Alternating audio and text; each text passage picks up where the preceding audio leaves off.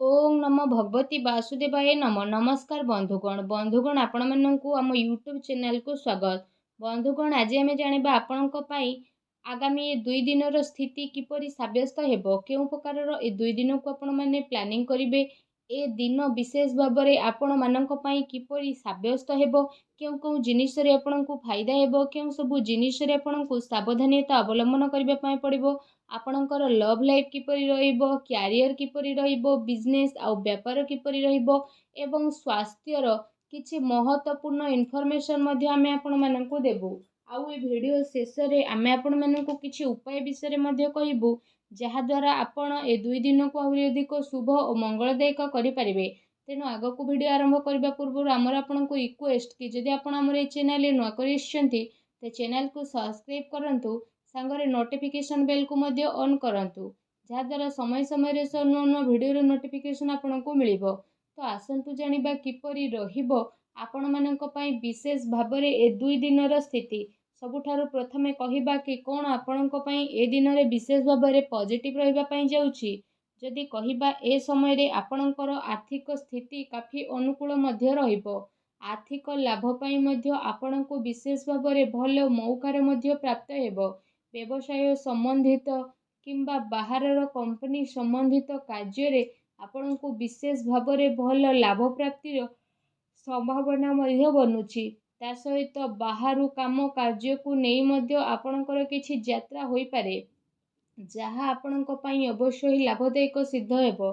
एहा सहित शिक्षा क्षेत्र रे मध्य विशेष भाबरे आपणकु अनुकूल परिणाम मध्य प्राप्त हेबो एवं उच्च शिक्षा पई प्रयासरत लोकंकु मध्य बहुत ही भल लाभ प्राप्ति होई जिवो।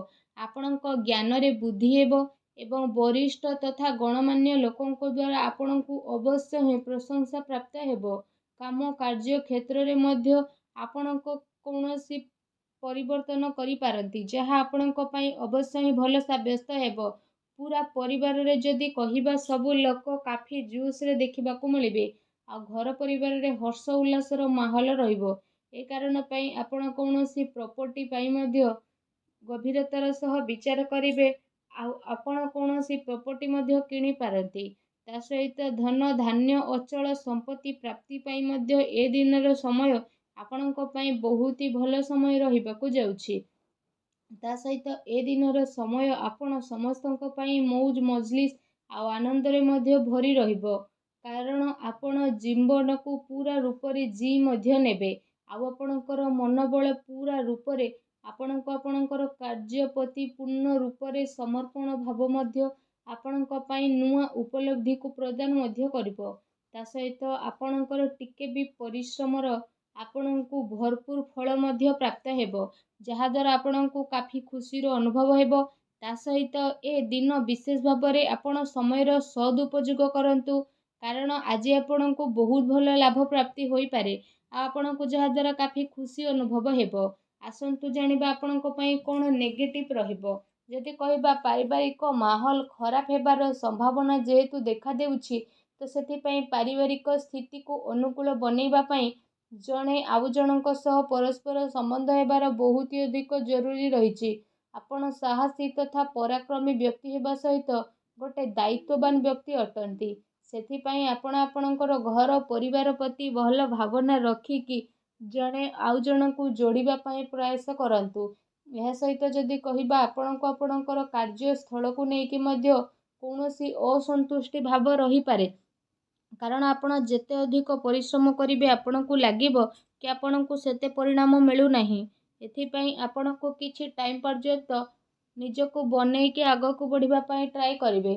ता सहित भूल लोकंक संपर्क रे तथा भूल संगति रु दूर रे रहिबार आपण प्रयास मध्य करंतु, अन्यथा कोनोसी प्रकारर आर्थिक समस्यार सामना करबाको पड़ी पारे। मानसिक अशांति सहित कार्य व्यवसाय रे मध्य व्यवधान आपणकर उत्पन्न हेबो।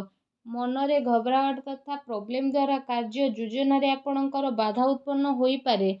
सावधानता रखिबा आपणक पई अनिवार्य अटे। एहा सहित जदि कहिबा आपणकर सठिक स्वभाव आपणक पई विशेष भाबरे किछि प्रॉब्लम उत्पन्न करि पारे। पिलांक उपरे अधिक अनुशासन रखिबा आपणक पई बड़ प्रॉब्लम मध्य आनी पारे। ସେଥିପାଇଁ ନିଜର ସ୍ୱଭାବରେ ଆପଣ ଟିକେ ଲଚିଲାପଣ ନେଇକି ଆସନ୍ତୁ। ପିତାଙ୍କ ସମ୍ମାନ କରନ୍ତୁ। କିଛି ମତଭେଦ ଉତ୍ପନ୍ନ ହୋଇପାରେ, ତେଣୁ ଟିକେ ସାବଧାନ ରୁହନ୍ତୁ। ଏହା ସହିତ ଆପଣ ତରତରରେ କୌଣସି ବି ନିର୍ଣ୍ଣୟ ଆଦୌ ବି ନିଅନ୍ତୁ ନାହିଁ। ଯଦି ଆପଣ ସବୁ କାମକୁ ନ କରିବେ ତ ଆପଣଙ୍କୁ ନୁକସାନ ମଧ୍ୟ ହୋଇପାରେ। ଏ ଦିନରେ ଅଚାନକ ଯାତ୍ରା କାରଣରୁ ବିଶେଷ ଭାବରେ ଆପଣଙ୍କୁ ବହୁତ ପ୍ରୋବ୍ଲେମର ଫେସ୍ କରିବା ପାଇଁ ପଡ଼ିପାରିବ। ଉଦ୍ଧାର ମାଗୁଥିବା ଲୋକଙ୍କୁ ନଜରଅନ୍ଦାଜ କରନ୍ତୁ। ମତଭେଦର ଗୋଟେ ଲମ୍ବା ଶୃଙ୍ଖଳା ବନିବା କାରଣରୁ ଆପଣଙ୍କୁ ସାମଞ୍ଜସ୍ୟ ବନେଇବାରେ ମୁସ୍କିଲ ମଧ୍ୟ ଏ ଦିନରେ ଆସିପାରେ, ତେଣୁ ଟିକେ ସାବଧାନ ରୁହନ୍ତୁ। ଆସନ୍ତୁ ଜାଣିବା ଏ ସମୟରେ ଆପଣଙ୍କର ଲଭ୍ ଲାଇଫ୍ କିପରି ରହିବ। ଆପଣଙ୍କ ଦାମ୍ପତ୍ୟ ଜୀବନ ବିଷୟରେ ଯଦି କହିବା ତ ଏ ଦିନରେ ଆପଣଙ୍କ ପ୍ରେମ ଜୀବନ ପାଇଁ ବହୁତ ହି ଭଲ ଦିନ ରହିବ। ତା ସହିତ ପ୍ରେମ ମାମଲା ପାଇଁ ମଧ୍ୟ ଏ ସମୟ ଆପଣଙ୍କ ପାଇଁ ଅତି ଉତ୍ତମ ରହିବ। ଏହା ସହିତ ବିବାଦରୁ ଆପଣ ଦୂରେଇ ରୁହନ୍ତୁ। କାହାର କହିବା ଦ୍ୱାରା କୌଣସି କାର୍ଯ୍ୟ ଆପଣ କରନ୍ତୁ ନାହିଁ। ଆପଣଙ୍କୁ ଆପଣଙ୍କ ନିଜ ଉପରେ ଭରସା ରଖିବାକୁ ପଡ଼ିବ। ଅଥବା ନିଜେ ନିଜ ଉପରେ ଭରସା ରଖିକି ନିଜର ପ୍ରେମୀ ପ୍ରେମିକା ଉପରେ ଭରସା ରଖନ୍ତୁ ତଥା ଜଣେ ଆଉ ଜଣଙ୍କ ପ୍ରେମରେ ବନିକି ରୁହନ୍ତୁ, ଯାହାଦ୍ୱାରା ଏ ଦିନ ପ୍ରେମ ଜୀବନ ପାଇଁ ବହୁତ ହି ଭଲ ଦିନ ରହିବାକୁ ଯାଉଛି।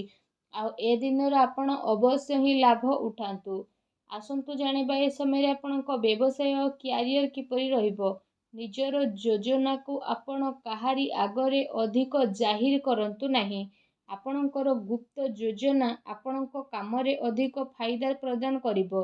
ଏ ସମୟରେ କେଉଁଠାରୁ ଆପଣଙ୍କୁ ବିଶେଷ ଭାବରେ ଅଚାନକ ଲାଭ ମିଳିବାର ଆଶା ରହିଛି। ବାସ୍ ଆପଣଙ୍କୁ ଆପଣଙ୍କର ନିର୍ଣ୍ଣୟକୁ ହିଁ ମାନ୍ୟତା ଦେବାର ରହିଛି। ପବ୍ଲିକ ଡିଲିଂ କାମରେ ଆପଣଙ୍କୁ ଅବଶ୍ୟ ହିଁ ଫାଇଦା ପ୍ରାପ୍ତି ହୋଇଯିବ। ତା ସହିତ ବ୍ୟବସାୟିକ କ୍ଷେତ୍ରରେ ଧନ ଲାଭର ସ୍ଥିତି ମଧ୍ୟ ବନୁଛି। ଆଉ କାର୍ଯ୍ୟ ସବୁ ଆପଣଙ୍କ ପାଇଁ ସବୁ ଆସାନୀରେ ମଧ୍ୟ ସଫଳ ହେବ। ଆଉ କାରବାର ବିସ୍ତାରର ମଧ୍ୟ ଆପଣ ଯୋଜନା ବନେଇ ପାରନ୍ତି, ଯାହା ଆପଣଙ୍କ ପାଇଁ ଆଗକୁ ଯାଇକି କାଫି ଲାଭଦାୟକ ସିଦ୍ଧ ହେବ। ଏହା ସହିତ ଆପଣଙ୍କୁ ପଇସା ନେଣ ଦେଣରେ ସାବଧାନ ରହିବାକୁ ପଡ଼ିବ। ପ୍ରପର୍ଟିରେ ନିବେଶ ମଧ୍ୟ ଆପଣ କରିପାରନ୍ତି, ଯାହା ଆପଣଙ୍କ ପାଇଁ ଆଗକୁ ଯାଇକି ଅବଶ୍ୟ ହିଁ ଲାଭଦାୟକ ସିଦ୍ଧ ହେବ। ତା ସହିତ ଚାକିରି ପେଶା ବ୍ୟକ୍ତି ବିଶେଷଙ୍କ ପାଇଁ ଏ ଦିନ ବହୁତ ହି ଭଲ ଦିନ ମଧ୍ୟ ରହିଯିବ। ଚାକିରି ସମ୍ବନ୍ଧିତ କୌଣସି ଭଲ ବଡ଼ ଖୁସି ଖବର ଆପଣଙ୍କୁ ମଧ୍ୟ ପ୍ରାପ୍ତ ହୋଇପାରେ, ଯାହାଦ୍ୱାରା ଆପଣଙ୍କ ମନ ବହୁତ ହି ପ୍ରସନ୍ନ ରହିବ। ଆସନ୍ତୁ ଜାଣିବା ଏ ଦିନରେ ଆପଣଙ୍କ ସ୍ୱାସ୍ଥ୍ୟ କିପରି ରହିବ। ଏ ଦିନରେ ଆପଣଙ୍କ ସ୍ୱାସ୍ଥ୍ୟ ସମୃଦ୍ଧ ବନିକି ରହିବ, କିନ୍ତୁ ଶୁଭାଶୁଭ ଗ୍ରହଙ୍କ ସ୍ଥିତି କାରଣରୁ ଏ ସମୟରେ ଆପଣଙ୍କୁ ସକାରାତ୍ମକ ଆଉ ନକାରାତ୍ମକ ଦୁଇଟି ପ୍ରକାରର ପରିଣାମ ମଧ୍ୟ ଦେଖିବା ପାଇଁ ମିଳିବ। ତା ସହିତ ଶାରୀରିକ ଠାରୁ ଅଧିକ ମାନସିକ ସ୍ୱାସ୍ଥ୍ୟ ଉପରେ ଆପଣଙ୍କୁ ବିଶେଷ ଭାବରେ ଅଧିକ ଜୋର ଦେବାର ଆବଶ୍ୟକତା ରହିଛି। ଆପଣଙ୍କୁ ଆପଣଙ୍କ କ୍ରୋଧ ଉପରେ ନିୟନ୍ତ୍ରଣ ରଖିବାକୁ ପଡ଼ିବ।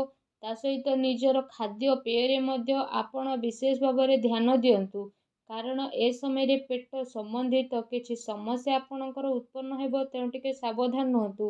ଏହା ସହିତ ନିଜ ସ୍ୱାସ୍ଥ୍ୟକୁ ଆହୁରି ଅଧିକ ଭଲ ରଖିବା ପାଇଁ ଆପଣ ପ୍ରତ୍ୟେକ ଦିନ ଯୋଗ କରନ୍ତୁ, ବ୍ୟାୟାମ କରନ୍ତୁ ଏବଂ ସୁସ୍ଥ ରୁହନ୍ତୁ। ଆସନ୍ତୁ ଜାଣିବା ଆପଣଙ୍କ ପାଇଁ କ'ଣ ବିଶେଷ ଉପାୟ ରହିଛି। ଆପଣ ବିଶେଷ ଭାବରେ ସ୍ନାନ ଆଦି କରିସାରିବା ପରେ ଭଗବାନ ସୂର୍ଯ୍ୟଙ୍କୁ ଜଳାର୍ଘ୍ୟ ଅର୍ପଣ କରନ୍ତୁ, ଗରିବ ଲୋକଙ୍କୁ ଦାନ କରନ୍ତୁ। ଦେଖିବେ ସବୁ ନକାରାତ୍ମକ ଶକ୍ତିର ବିନାଶ ହେବ, ଶୁଭଫଳ ପ୍ରାପ୍ତ ହେବ। ଭିଡ଼ିଓ କେମିତି ଲାଗିଲା କମେଣ୍ଟ କରିକି ନିହାତି ଭାବରେ ଜଣାଇବେ। ଧନ୍ୟବାଦ।